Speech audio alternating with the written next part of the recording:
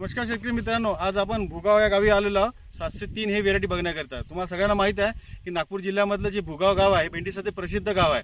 आज आपण इथे जे 703 भेंडी ज्यांच्या शेतात लागली आहे त्यांचा प्रथम परिचय करून घेऊ। तर आपलं जोरात नाव सांगा। माझं नाव निलेश चंद्रभान वंजारी, मी राहणारा भुगाव, तहसील कामठी, जिल्हा नागपूर। बघा शेतकरी मित्रांनो, यांनी आपली ही 703 ही व्हेरायटी लावली आहे। किती लावली आपण हे मीना 3 पाव लावली, दाट लागवड केली आहे, 2 बियाची लागवड म्हणून हे 3 पाव लावण्यात आली आहे, नाहीतर कमी बी लागला असता। कधीची लागवड आहे ही? हे 19 जानेवारीची लागवड आहे। बघा 19 जानेवारीची लागवड आहे आणि आज आपण 15 एप्रिलला या प्लॉटमध्ये उभा आहे आणि आजही यांचा तोडा झाला। आता थोड्या अगोदर यांच्याकडून पन्न्या निघाला इथून।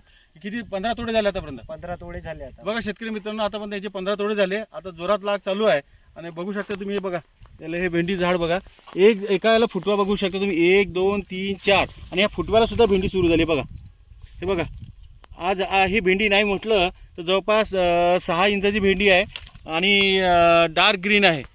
ही चुकून राहिली भेंडी, हा थोडा जरी झाला तर चुकून राहिली। काय वाटते उत्पादन कसं वाटतं तुम्हाला या व्हेरायटीचं? उत्पादन एक नंबर, म्हणजे जास्त बाकी व्हेरायटीपेक्षा जास्तच निघत आहे आणि माल असं शायनिंग बाज म्हणजे शायनिंग असे चमकदार माल आहे भेंडी।